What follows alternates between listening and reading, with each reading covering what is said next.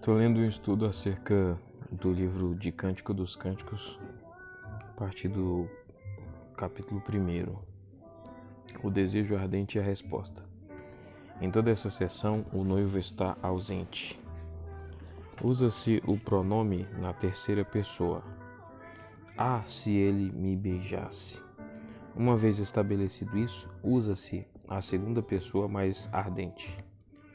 Confira Deuteronômio 32:15. Na VA, para uma mudança semelhante de pessoa pronominal. Mas todas as elocuções devem ser consideradas devaneios, monólogos ou apóstrofos do amado ausente. Primeiro, o desejo dela. O desejo é dela, ordenado por Deus. Gênesis 3:16. A Bíblia considera a mulher, seja em sua fidelidade, seja em sua tolice, igual ao homem como ser sexual. Mas ela espera do seu amado a iniciativa. Um beijo no rosto é a saudação entre amigos consagrada pelo tempo. Muitos beijos são característicos de apaixonados. Ela receberia essas ofertas de amor com seus lábios como vinho. Os interesses da poesia e da precisão sofrem igualmente como o uso suas, você no lugar do antigo intensamente pessoal, tuas, mas é uma pedra irreparável. Nós que ainda usamos as antigas formas para propósitos litúrgicos, somos a última geração a fazê-lo. Já somos uma minoria e lamentamos o nosso passamento.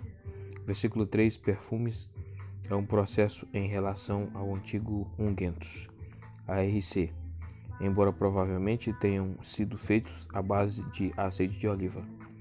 Atar, essência, como em atar de rosas, é uma palavra semítica que transmite a ideia, só o repetir o nome tão amado e assim lembrar seus encantos e elogiá-lo a outros.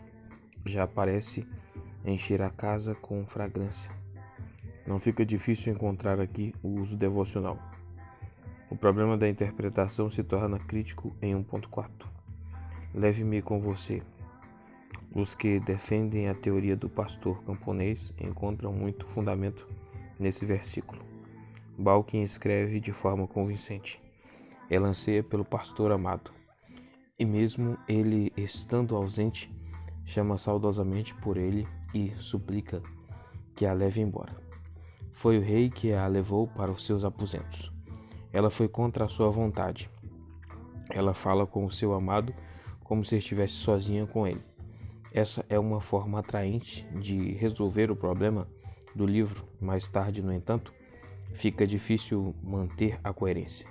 Segundo nosso ponto de vista, a moça já se imagina obrigada nos aposentos do seu rei, o seu príncipe encantado. 2. Escura, mais bela. A expectativa e o encanto agora dão lugar ao questionamento acerca da sua própria atratividade, dirigido às moças que, por estarem atendendo a noiva, são elevadas à dignidade temporária de mulheres de Jerusalém. O seu trabalho fora do calor do sol, nas vinhas da família, bronzeou a sua pele, e o Oriente dá muito valor à cor e aparência agradáveis. Os teimosos irmãos, com o olho na fortuna da família, a mantiveram no trabalho em detrimento da sua própria vinha. Minha face é a minha fortuna, Senhor, ela disse, mas ela consegue se reanimar. Ela está de fato escura, como as tendas de pelo de cabras dos moradores do deserto de Quedar, mas também está bela como uma tenda bem cuidada. 3. Onde está o meu amado? Uma divisão de parágrafos pode bem ser colocada depois de 1.6 para mostrar que ela agora se volta em pensamento para o seu amado. Ela quer encontrá-lo, mas teme ter de caminhar como uma mulher coberta com véu, disfarçada e lamentando, não sabendo onde ele está. Compartilhe do meu trabalho. Ele diz, siga a trilha das ovelhas e faça as suas cabritas pastarem. você vai me achar. Quanto mais puderem compartilhar os interesses e o trabalho um do outro, maior será a satisfação que terão juntos. 4. A resposta dele, joias para a feira, 1 do 9 ao 11. A moça não é a única que está pensando em outra pessoa. Agora temos a fantasia do seu amado. Ele está pensando no espetáculo mais esplêndido que se possa imaginar. Os saltitantes cavalos de carruagens do faraó, a verdadeira incorporação da graça e da beleza, realçadas pelo enfeite. Quem só viu cavalos puxando carroças velhas na cidade precisa ser lembrado de que o cavalo, na antiguidade, era a posse valiosa de reis. O moço anuncia a sua intenção de pagar alegremente um tributo em ouro e prata para adornar sua noiva. Devemos observar que o uso comum no cântico é que o noivo se refere à noiva como minha querida, começando com 1.9, e ela se refere a ele como meu amado a partir de 1.13. 2. O primeiro amor de todos. 1.12 a 2.17. Duas pequenas crianças que enxergam, que ouvem, caminham de mãos dadas, gritam, riem e cantam. Eis que no seu peito, assustado com a maravilha, o amor como o açafrão veio antes da primavera. Moços e moças, nobres e meigos, anseiam um pelo outro num compromisso sincero. Prometem cuidar, confortar e honrar. O voto que faz da tarefa um prazer, a glória única encontrada em nenhuma história, resplendor do Éden inextinguível pela queda. Poucos talvez lembrem, ninguém o revela. Esse é o primeiríssimo amor, o primeiro amor de todos. Coventry Patmore, 1853. Às vezes nós, mais velhos, somos injustos com os nossos jovens ao não reconhecermos e não respeitarmos esse belo primeiro amor. De todo modo, aqui os temos, belos rebentos, botões sensíveis de simples encanto mútuo. Está aí a inocência das crianças, ainda que em amadurecimento para uma coisa, no seu chamado um ao outro, debaixo do cipreste, na floresta. Quem gosta de deixar comigo? Debaixo do cipreste, na floresta, 1.12, 2.7. O leito é sem dúvida o gramado e as fortes vigas de cedro e os caibros de cipreste fazem um belo abrigo de folhagem para esse piquenique. Os 5 sentidos se juntam para fazer dessa clareira no bosque um novo Éden. O perfume do versículo 12 é o nardo. Marcos 14:3. Era um perfume importado que podia ser comprado na mesma loja em que era encontrada a bolsa de mirra, usada em um fio, em torno do pescoço, mas que permanecia à vista por qualquer moça que se preocupasse com uma aparência atraente. O meu amor está perto do meu coração como a bolsa de mirra que descansa no meu busto a noite toda. Ronald Knox.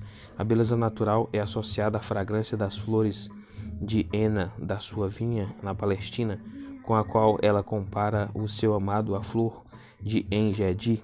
Ele sabe onde existe uma macieira entre as árvores da floresta. 2.3.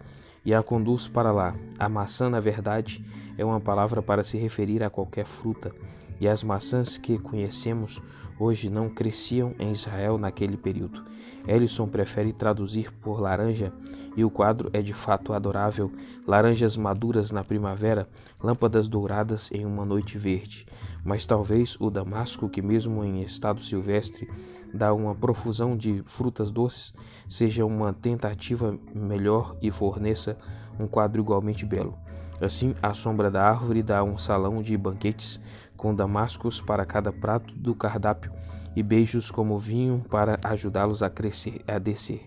Tyndale, 1534, mostra um cenário um tanto diferente. Ele me levou para o seu comerciante de vinho e o seu comportamento para comigo foi um encanto. No cerne desse breve poema pastoril está a promessa repetida do amor mútuo, primeiramente no sentido positivo, como você é linda, versículo 15:16, e depois como comparação, 2:3, a moça responde à admiração dele com um modesto sou, uma flor, de Saron. 2.1 O açafrão das campinas que cresce na região do Saron não vale mais do que a simples e comum anêmona que floresce em vermelho vivo em todos os vales. Precisamos observar que flor ou lírio, assim como maçã, são termos gerais. Especialmente interessante que o tão conhecido lírio dos campos, Mateus 6, 28 e 29, no qual nosso Senhor viu beleza incomparável, provavelmente era exatamente essa anêmona escarlate. Uma simples anêmona é a resposta cortês. Comparadas com você, as outras moças não são melhores do que os espinhos. Isso conduz ao cenário do banquete na casa onde se vê o amado superando os outros jovens como a árvore de Damascus supera as espécies comuns do bosque. Há um provérbio no Oriente que diz que a grande tamareira dá frutos, mas não faz sombra.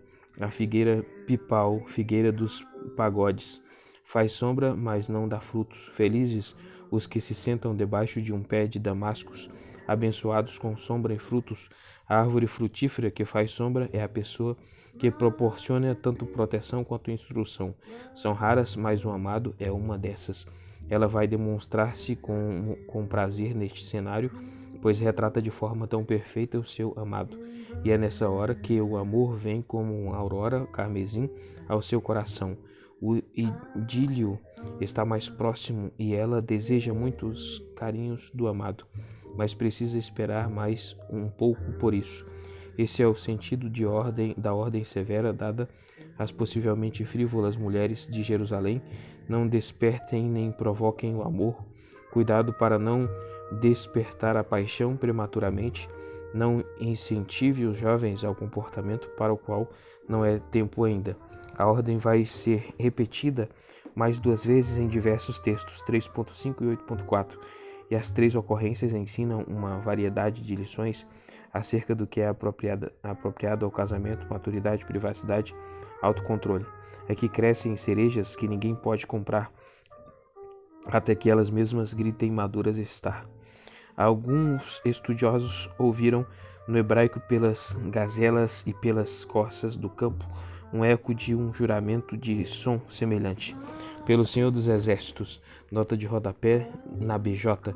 Se for assim, é um lembrete de que é o próprio Deus quem nos fez macho e fêmea e prestamos contas a Ele.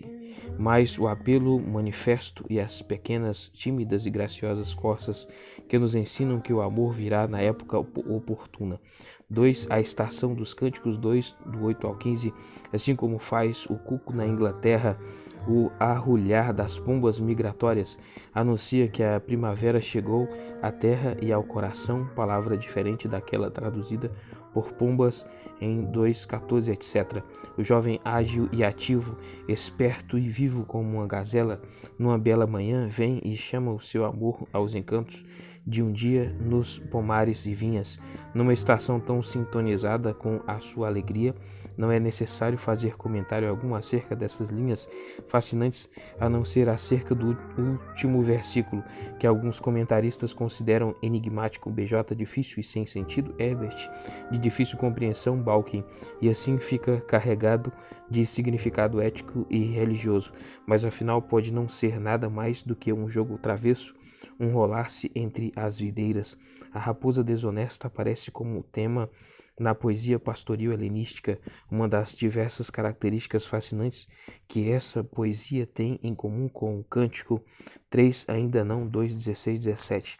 A nossa interpretação destes versículos depende da decisão se é noite ou manhã, quanto o dia respira, assim, no hebraico. A maioria dos comentaristas decide, por mais estranho que seja, por noite, mas essa certamente é a hora em que as sombras se acumulam. A NTLH é clara enquanto o dia ainda está fresco e a escuridão está desaparecendo. Entendemos que o sentido seja: a moça fala, o dia se foi, meu amado, tivemos um tempo maravilhoso juntos e está na hora de você ir para casa agora. Outro dia finalmente o dia virá. Certamente pertencemos um ao outro, mas enquanto não chega o dia, tenha paciência e vá cuidar dos seus rebanhos nas colinas floris. Seja como uma corça e parta como chegou. Boa noite. 3. O dia da alegria no coração. Primeiro pesadelo perdido antes da posse. O anseio da moça pelo seu amado se expressa noite após noite, pois a palavra noite está no plural. Em uma visão de terror, procurei, mas não o encontrei. Essa tensão dramática acentua o êxtase da realização final. Por meio do artifício indireto e sutil desse sonho, a alegria tão esperada deles é esboçada nessa expectativa. O sonho não tem lugar para empecilho algum entre o momento em que encontrei e o trouxe para a casa da minha mãe, para o quarto. Não há nada oculto aí, tudo é feito com a aprovação da família e a moça se alegra em ocupar o mesmo lugar na caminhada da vida que a mãe ocupou uma geração antes. E agora, ó filhas de Jerusalém, o dia foi seu, mas a noite é nossa. Assim vocês já podem ir, assim como o pé algum pode seguir a gazela assustada e olho algum pode observar o que acontece no seu abrigo distante, assim deem-nos também o direito da privacidade, que ninguém nos atrapalhe na nossa reclusão. Era somente um sonho, mas sua realização estava próxima. 2. O dia da alegria. 3 do 6 ao 12. 3 do 6 ao 11. O sentido geral é muito claro. A moça é carregada em procissão à casa dos pais do jovem. Vemos o noivo no seu estado majestoso, como faria o rei Salomão. Mas não vemos sua noiva, pois hoje ela está modestamente oculta pelo véu. E é carregada na liteira que seu príncipe encantado enviou para buscá-la. Hoje, pela primeira vez, ela é chamada de noiva. A liteira, literalmente cama, carregada sobre estacas, é feita artesanalmente. O próprio Salomão havia despendido muitos esforços na sua confecção e as moças tinham preparado os acessórios interiores de forma esplêndida. Como um toque especial de classe, ela recebe um nome grego extravagante. No versículo 9, a ARA e a ARC usam a palavra indo-portuguesa palanquim. Os jovens também tiveram sua participação neste dia. Eles seriam os 60 guerreiros, os mais nobres de Israel. Eles tinham se destacado para escoltar o palanquim, todos armados com a espada ou o que representasse a espada. Sem dúvida, se alternaram em carregar a noiva, enquanto a longa e alegre procissão atravessava trechos de deserto e percorreu o seu caminho de estradas empoeiradas como uma coluna de fumaça. As duas famílias, evidentemente, viviam em dois vales férteis adjacentes, separados por uma colina considerável. No seu ponto mais baixo, o caminho cruzava a ponta empoeirada e pedregosa da colina, o deserto, que era visível de ambas as propriedades. 3685, o jovem tinha desprezado o caminho e, tomando um ataque, saltado sobre a colina como uma gazela. 2.8. Agora aí na casa do jovem está a mãe de Salomão, 1000 vezes mais feliz do que a pobre e velha Batseba nas intrigas do seu palácio, enrubescendo o sorriso por causa da sua parte em tudo isso. Ela saúda a acanhada noiva e parabeniza o seu filho, que só agora aparece, e o coroa para o dia mais feliz da sua vida. A transferência da moça para o seu novo lar com os pais do noivo normalmente precedia as intimidades do casamento. Em várias histórias da Bíblia, como na de Jericó, Gênesis 29, as circunstâncias exigiram outro tipo de sequência, mas a regra geral é deixar antes de tornar-se um. Gênesis 2:24. 3. Como você é linda, minha querida. O noivo elogia a noiva. 4, do 1 ao 15. O método alegórico consegue encontrar todo o desígnio de Deus em cada covinha de cada sistema anatômico. Num poema como esses, a ingenuidade do pregador entra em plena atividade e não raramente os limites da conveniência congregacional são ultrapassados. Lembro ter ouvido uma mensagem centrada no umbigo da noiva. 7.2. Durante 1 hora, o pregador nos conduziu num tour dirigido em Urdu, dialeto na Índia, pelas zonas tórridas a norte e sul daquele Equador para o desconforto dos idosos e pais presentes. Alguns leitores sabem que se pode experimentar esta agonia em português também. Esses textos não são apropriados para leitura pública no culto e o Scripture Union sabiamente os omite nas leituras familiares. A primeira palavra bíblica para a relação íntima entre marido e esposa é conhecer, Gênesis 4:1. Em todas as versões antigas, uma palavra que inclui a personalidade toda, com relação à transparência por um lado e a apreciação e conveniência por outro. O quarto capítulo do Cântico é o primeiro desses desnudamentos. Qualquer mão que não a de um poeta iria arruinar um texto tão belo. Os seus olhos divinos, brilhantes como safiras, o branco marfim da sua testa, as suas faces como maçãs que o sol enrubesceu, os seus lábios como cerejas seduzindo os homens para que os mordam, o seu peito como uma tigela de nata não azeda, os seus mamilos como botões de lírios, o seu pescoço branco como uma torre de pérolas, e todo o seu corpo é como a bela do palácio, que sobe por muitas e imponentes escadarias para o assento da honra e a câmara doce da pureza.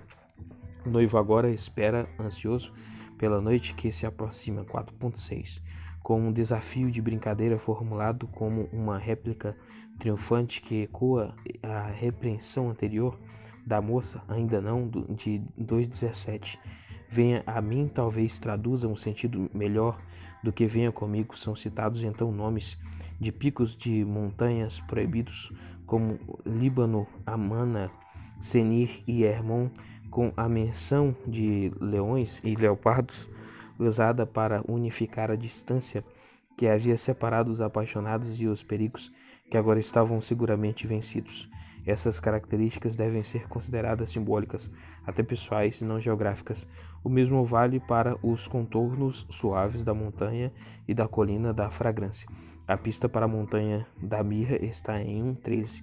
As tradições modernas já não citam a maravilha de um olho de ARC 4.9, mas o anticlímax presente na ARC se torna ainda mais explícito na NTLH. Com um só olhar, com uma só pérola do seu colar. A sequência da poesia requer uma versão como: com somente um olhar dos seus olhos e o menor movimento do seu pescoço você me cativou. O jardim fechado e a fonte selada são a oferta de sua virgindade que a moça traz a seu marido. Além disso, há um poço de águas vivas para o prazer que dura a vida toda. Confira Provérbios 5:15-19. 4. Bebam quando puderem, ó amados. 4:16, 5:1. Chegou a hora da consumação do amor, que o meu amado entre em seu jardim. O convite é aceito. Entrei em meu jardim, minha irmã, minha noiva. O dístico final, interpretado de diversas maneiras, como dirigido aos convidados do casamento ou aos apaixonados de todos os lugares, na verdade é uma bênção pronunciada para o casal de noivos. Bebam quanto puderem, ó amados. A palavra amigos não impede essa interpretação mais do que irmã, aliás. As duas palavras pertencem ao mesmo círculo de ideias. Toda boa moça tem a profunda necessidade de aprovação do seu pai antes de se entregar sem reservas, e seu marido, o nosso Pai Celestial, faz isso por nós no cântico. 4. O meu amado está radiante. O primeiro pesadelo perdido depois da posse. 5:2-8. Bom demais para ser verdade é a lógica que e o velho pesadelo do medo volta em nova forma. Mas agora é diferente porque a noiva admite o direito de acesso dele mesmo depois que ela se recolheu para a noite. A comunhão do amor é apenas levemente disfarçada em linguagem de sonhos. O problema com que lida o sonho é que ela está preocupada depois com seu próprio conforto e bem-estar e não leva em consideração necessidades que só ela pode suprir. Ela teme que a incapacidade de reagir imediatamente aos avanços dele vá causar problemas entre eles. Mas o amor é paciente e bondoso, e o amor não desaponta. Ela encara o seu problema e aprende a lição. 2. O meu amado está radiante. A noiva elogia o noivo. 5:9-16. Encontrar comparações detalhadas com Cristo neste ponto é fazer injustiça ao texto, e isso conduz a uma apreciação erótica do Filho de Deus. Concordamos intensamente aqui com Balkin, que continua e aponta para a visão de Cristo em Apocalipse 1:1-26, como um texto adequado para a reflexão devocional. O seu príncipe é um homem varonil, com seus cabelos negros e fortes, como os adornos dela destacam a sua feminilidade.